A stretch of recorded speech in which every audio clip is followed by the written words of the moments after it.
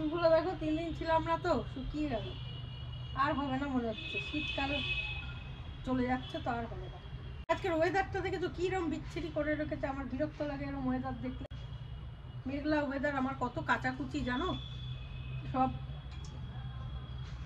কাপটা আমাকে দিয়েছে, চন্দনকে একটা দিয়েছে, আমাকে একটা দিয়েছে। কি সুন্দর দেখো কাপটা, খুব সুন্দর। এবং চিন্তা ভাবনা করেছে দেখো কি সুন্দর একটা তানপুরা ছবি, হ্যাঁ, সঙ্গে রয়েছে নামের পাশে। যার যেটা ভাবনা সেই ভাবনা অনুযায়ী করেছে। এই যে ভাবনাটা না, চিন্তাটা আমাদের নিয়ে যে ভাবনাটা, সেটা আমাকে সত্যি অবাক করে। যে দেখো এত কাজের মধ্যেও ওরা কিন্তু এটা ভাবে যে কিভাবে কি দিলে ভালো লাগবে, আমাদের কিসে ভালো লাগবে, এটা দিয়েই ওদের সবসময় একটা চিন্তা থাকে।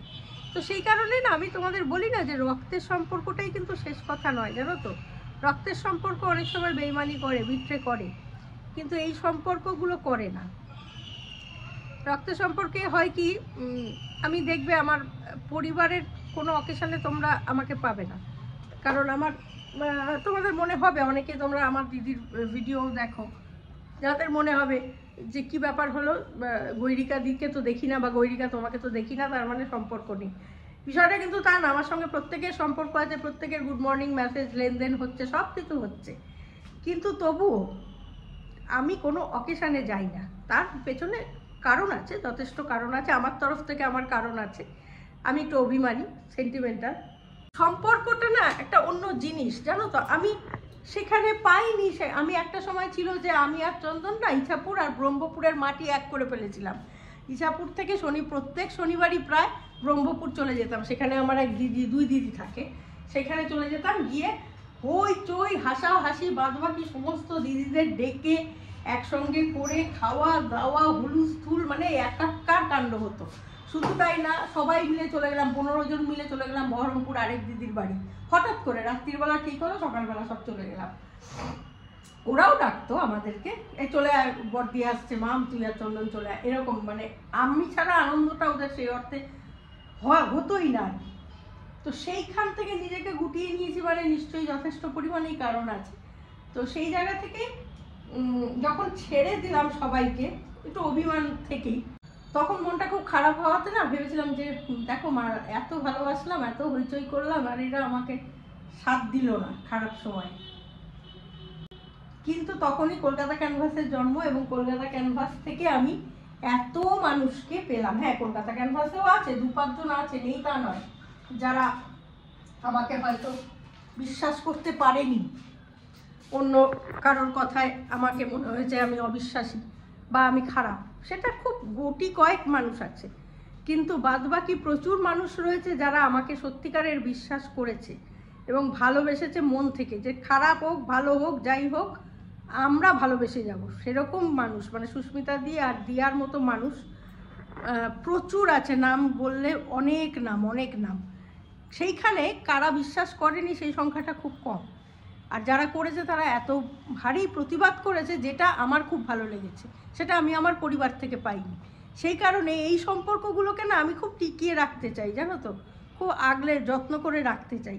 দেখো আমি ওরা যে ওদের বাড়ি গিয়েছে, মানে হাওয়াই চটিটা পর্যন্ত সুস্মিতা দি কিনে রেখে দিয়েছে, জানে যে আমি হাওয়াই চটি পরে সবসময় হাঁটি, মানে স্লিপার পরে হাঁটি। সেই জায়গা থেকে সুস্মিতা দি বলছে কি, তুমি বাড়ি থেকে নিয়ে এসছো কী করতে, আমি তো কিনে রেখে দিয়েছি। এই ছোটোখাটো বিষয়গুলো না আমাকে খুব টানে, যে স্লিপার কেনাটা বড় কথা নয়, বড় কথা হচ্ছে নজর করেছে যে গৈরিকা তো সবসময় পরে থাকে, কাজে ওর তো একটা চটি লাগবে ভেবে আমি কি চটিটা নিয়ে যাইনি, নিয়ে গেছি, কিন্তু ওর দেওয়া জুতোটাই আমি পরেছি, চটিটাই সবসময় পরেছি। তারপরে দিয়ারও তাই, দিয়ার মাও তাই, সবসময়ই বলছে যে তুই বাপের বাড়িতে এসছিস, রেস্ট নে, 3 দিন কিচ্ছু করবি না। এবার হ্যাঁ, রান্নাটা আমি করেছি, সেটা আমার মনে হয়েছে ওরা ভালো লাগে ওদের যে আমার হাতের রান্না খেতে, সেই জায়গা থেকে আমি করেছি। সেটার মধ্যে ওদের কোনো ব্যাপার ছিল না যে করতেই হবে, বা যদি থাকতো আমি তাহলেও করতাম, সেটাতে আমার কোনো অসুবিধে নেই।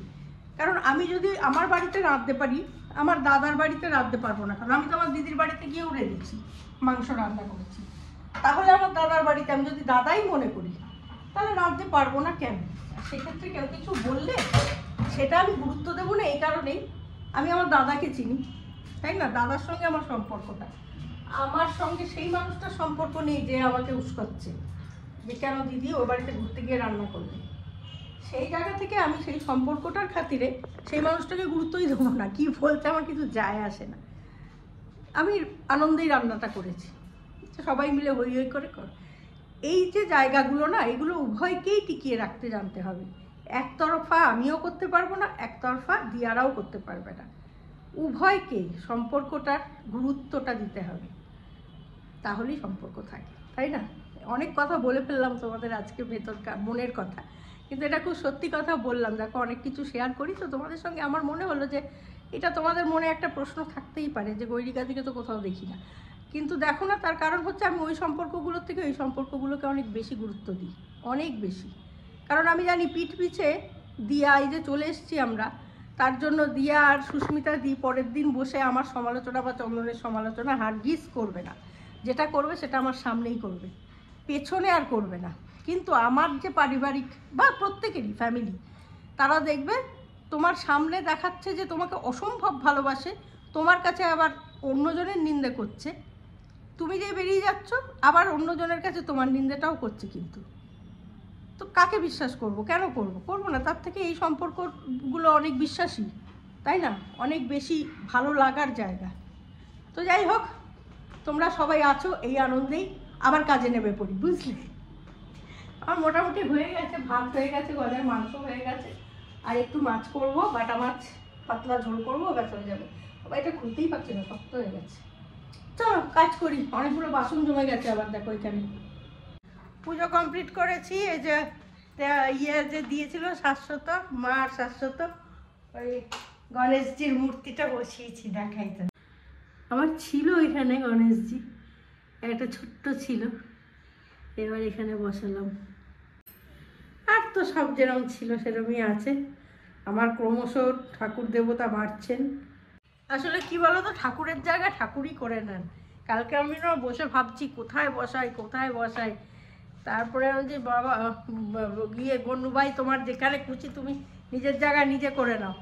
হঠাৎ মনে হলো আরে এই দিকটা একটু ফাঁকা করে নিলেই তো মনে হয় ঢুকে যাবে মূর্তিটা, করে নিলাম, ব্যাস হয়ে গেল। আচ্ছা হয়ে গেল। তারপরে চন্দন বলছে মাম লক্ষ্মীর কোন দিকে গণেশ বসানো হয় তুমি কি জানো? আমি বলছি না, আমি তো উল্টোপাল্টা হলেও হতে পারে, কিন্তু আমার চোখে ভাসছে যেটা সেটা মনে হচ্ছে এরকম, তবু একবার দেখে নি। তারপর দেখলাম হ্যাঁ ঠিকই বসিয়ে দিয়েছি, আর নড়াচড়া করতে হয়নি। কালকের মাছের ঝোল কেউ খায়নি, দেখো দেখেছো? ওই ধোসা আনানো হয়েছিল আমার জন্য, সকলেই ধোসা খেয়ে নিয়েছে। আমি তো ধোসা খেয়েছি, ওরাও খেয়েছে। আর একজন লিখেছো দেখলাম যে ওয়াটারমেলন দিয়ে দিন শুরু করনি, কিন্তু তুমি কেক খেয়েছো। ঠিকই বলেছো, আমি আসলে তখনও পর্যন্ত চ্যালেঞ্জে ঢুকিনি। আর চ্যালেঞ্জে আমি বলে দিচ্ছি, মানে যখন আমি 24 ঘন্টা চ্যালেঞ্জ করি না, সেইটা হয় সকালের খাওয়া, দুপুরের খাওয়া, রাতের খাওয়া, সন্ধ্যের খাওয়া, ঠিক আছে, 4 বেলায়। আর যখন আমি এরকম স্পেলিংয়ের ওপর চ্যালেঞ্জ করি বা লেটারগুলো দিয়ে চ্যালেঞ্জ করি, তখন কিন্তু আমার সারাদিনে আমি এই লেটারগুলোর ওপরে খাবার কিছু খাবো। তার মানে কিন্তু এই নয় যে আমি সকাল দুপুর বিকেল রাত্রি তার মধ্যে ভাগ করে নিলাম। সেটা আমি আগেও বলেছি, হয়তো বুঝতে অসুবিধা হয়েছে। তবে হ্যাঁ, বাদ বাকিগুলো কিন্তু কালকে আমি সবটাই ওইটাই খেয়েছি। সকালবেলার কেকটা খেয়ে নিয়েছিলাম, কারণ ওইটার লোভ সামলাতে পারিনি। ব্যাগ পাহারা দিচ্ছে, ও বাবা কিরে, খাওয়া দাওয়া করে তো একেবারে পূর্তি প্রাণ গড়ের মাঠ। দিনের মধ্যে 2 কাজ, খাই আর শোয়া।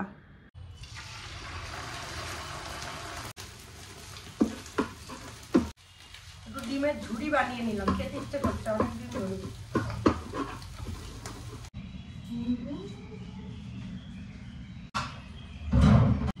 আমি গ্যাসের এগুলো না দুবেলায় স্ল্যাব এবং এগুলো মাজি। কেন বলো তো, আমি তো একটু সন্ধ্যের সময় তো একটু ধূপ ধুনো সব ঘরেই দেখাই, আমার কিরকম একটা অস্বস্তি হয়, সেই জন্য আমি দুবেলাই মেজে নিই। রান্নাঘর পরিষ্কার থাকা খুব জরুরি। দেখো দেখাতে দেবে না আমাকে, দেখেছো? হ্যাঁ, তুমি কি মেয়ে? তুমি শাড়ি পরবে? বা শাড়ি পরবে, তুমি শাড়ি পরবে? কি করবে বলো, কি করবেটা কি? এ বাবা, এ বাবা, এ মা, মায়ের পেছনে দৌড়লো, চান্স পেয়েছি, দেখিয়ে দিই তোমাদের। আচ্ছা, এই হচ্ছে গেঞ্জি চন্দন বাবুর, এই যে এটা সুস্মিতা দি দিয়েছে চন্দনকে, এইটা আমার, এটা সুস্মিতা দি আমাকে দিয়েছে।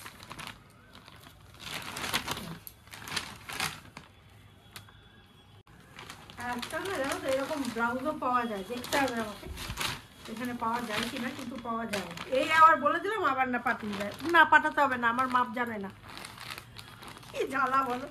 যাই হোক, আর এইটা দিয়েছে, এটা আর এটা দিয়েছে হচ্ছে দিয়া সুন্দরী সিঁদুরের একটা গোলা সিঁদুর, লিকুইড সিঁদুর। আর এই যে এই লিপস্টিকটা, কালারটা খুব সুন্দর, দেখো আমার খুব পছন্দের কালার। তো যাই হোক, এই হচ্ছে আমাদের প্রাপ্তি হয়েছে, ঠিক আছে।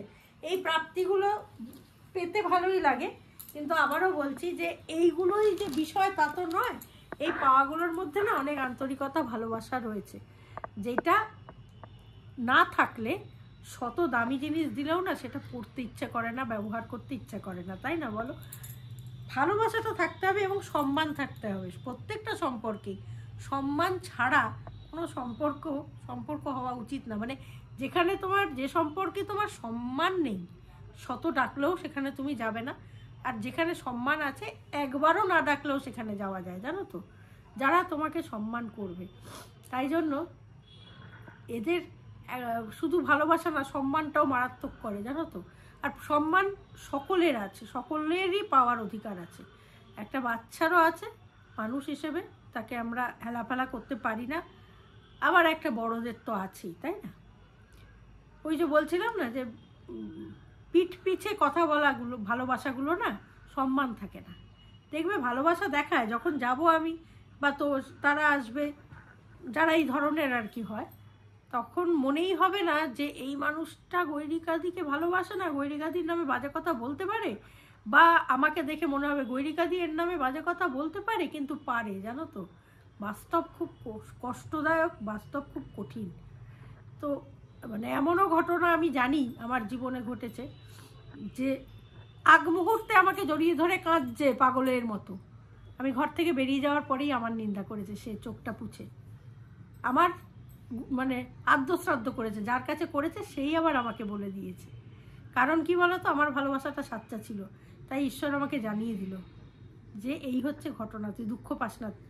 পরবর্তীকালে সেই মানুষটাকে নিয়ে আমি আর দুঃখই পাই না, কারণ যার এই নেচার, যার এই নাটক সমস্ত আদ্যপ্রান্ত, তাকে নিয়ে দুঃখ পাওয়াটাও বোকামো। তো এইরকম না মানুষ আমি দেখেছি, নেগেটিভ বলছি না, আমি বলছি মানুষ চেনা তো দরকার, সেই হিসেবে বলছি। যে ওই প্রশ্নগুলোর উত্তর দিলাম, যে একে দেখি না কেন, বা তোমার আত্মীয় স্বজন পরবর্তীকালে আসতে পারে, নেই কেন, দেখতে পাই না কেন, কারণটা আজকে বলে দিলাম। পরবর্তীকালে যদি এরকম কোনো কথা আসে, প্রশ্ন আসে, তোমরাই উত্তর দিয়ে দিও যে আমার আত্মীয় স্বজন হচ্ছে কলকাতা ক্যানভাস, যেখানে আমি নিশ্চিন্তে থাকতে পারি, আনন্দ করতে পারি, যে কোনো কথা বলতে পারি। সব থেকে বড় কথা এটা, সেই কথার কোনো ভুল মানে হবে না, সেই কথা নিয়ে দ্বিতীয়বার কোনো আলোচনা হবে না। সেই জন্য এই মানুষগুলোর কাছে বারবার ছুটে যাই। তো যাই হোক, আজকে অনেক ইমোশনাল কথা তোমাদের সঙ্গে শেয়ার করলাম। মাঝে মাঝে ওই যে বললাম, আপন তো কাউকে বলতে হয় সব দুঃখের কথা, আমারও তো জীবনে দুঃখ থাকতে পারে, তো সেই অভিমানগুলো একটু তোমাদের কাছে বললাম। যে আবারও বলছি, সম্মান যেখানে নেই সেখানে যাবে না শত ভালোবাসলেও, আর যেখানে সম্মান আছে সেখানে তোমায় না ডাকলেও তুমি যাবে, বারবার যাবে। এখানেই শেষ করছি ভিডিওটা। যদি ভালো লাগে লাইক, শেয়ার, কমেন্ট করো। পরবর্তী ভিডিও নিয়ে আবারও আসছি, ততক্ষণের জন্য সঙ্গে রাখো, দেখতে থাকো তোমাদের একান্ত প্রিয় পরিবার, সব্বার পরিবার, গজার পরিবার, কলকাতা ক্যানভাস। ভালোবেসে সখী নিভৃতে যতনে আমার নামটি লিখো তোমার মনের মন্দিরে। নমস্কার।